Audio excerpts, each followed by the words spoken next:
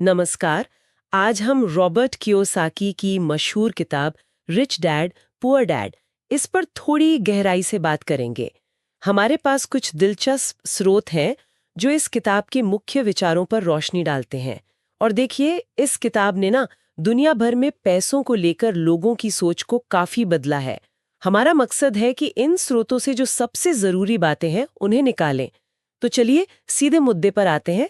स्रोत बताते हैं कि लेखक के दो पिता थे, एक गरीब और एक अमीर। पर यहाँ जो सबसे चौंकाने वाली बात है वो ये कि पुअर डैड काफी पढ़े लिखे थे, अच्छी सरकारी नौकरी में थे, फिर भी पैसों की तंगी में रहे। ऐसा क्यों? हाँ, ये सवाल बहुत ज़रूरी है और असल में यही पूरी किताब का आप कह सकते हैं सार है। स्रोत बताते हैं कि जो दूसरे पिता थे, जिन्हें रिच डैड कहा गया, उनकी फॉर्मल एजुकेशन शायद कम थी, पर सोच बिल्कुल अलग थी। वो सुरक्षित नौकरी के पीछे नहीं भागे। उनका जोर था संपत्ति बनाने पर, मतलब पैसे से पैसा कमाने पर। अच्छा। और इसी वजह से वो आर्थिक रूप से स्वतंत्र बन पाए। तो ये जो विरोधाभास है ना, यही हमें सोचने पर मजबूर करता है। मतलब ये सिर्फ डिग्री या नौकरी का खेल नहीं है, ये तो पूरी तरह से मानसिकता, माइंडसेट की बात है। और स्रोतों में एक और बड़ा आइडिया आता है, एसेट और लायबिलिटी का फर्क। सुनने में तो ये बड़ा आसान लगता है, पर क्या स्रोत बताते हैं कि ये इतना बुनियादी क्यों है? बिल्कुल, और स्रोत इसे बहुत साफ तरीके से समझाते भी हैं। देखिए, एसेट वो चीज है जो आपकी जेब में पैसा डालती है।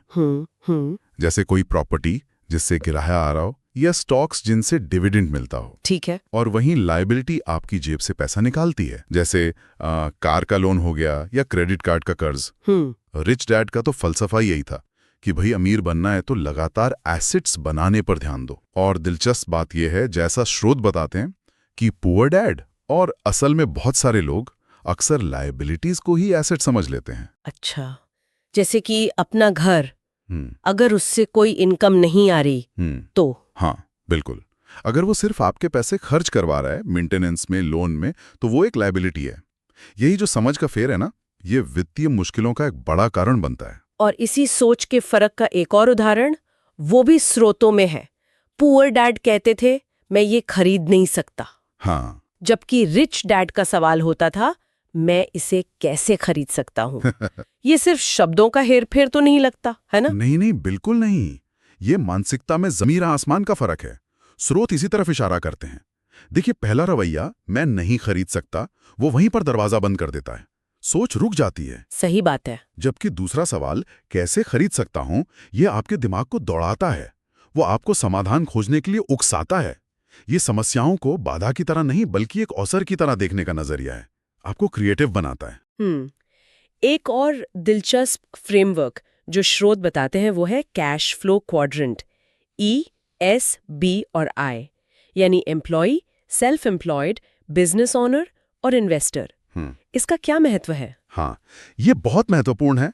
स्रोत बताते हैं कि ये क्वाड्रेंट सिर्फ ये नहीं दिखाते कि आप पैसा कैसे कमाते हैं, बल्कि ये आपकी वित्तीय मानसिकता और आपके नियंत्रण को भी दिखाते हैं। ई यानी एम्प्लॉय और एस यानी सेल्फ एम्प्लॉयड।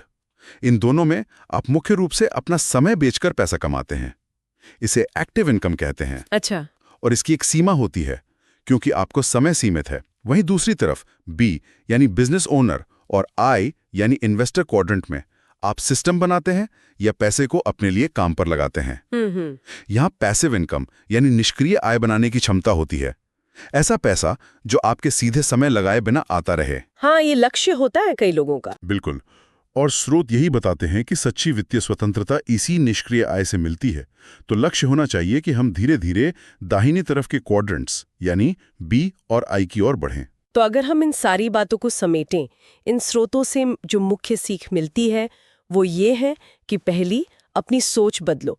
पूछो कैसे, ना कि ये कहो कि नहीं हो सकता। सही। दूसरी, एसेट और लायबिलिटी का फर्क ठीक से समझो और लगातार एसेट बनाने पर फोकस करो। हाँ, और ये भी याद रखना जरूरी है, जैसा स्रोत बताते हैं, कि असली वित्तीय शिक्षा अक्सर स्कूल में नहीं मिलती।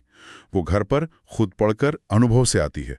और कैश फ्लो क्वाड्रेंट हमें एक नक्शा सा देता है कि आय के अलग अलग मॉडल कैसे काम करते हैं और असली आज़ादी कहाँ मिल सकती है। तो चलिए, इस चर्चा को हम यहाँ विराम देते हैं, लेकिन जाते जाते एक सवाल सबके सोचने के लिए छोड़ जाते हैं।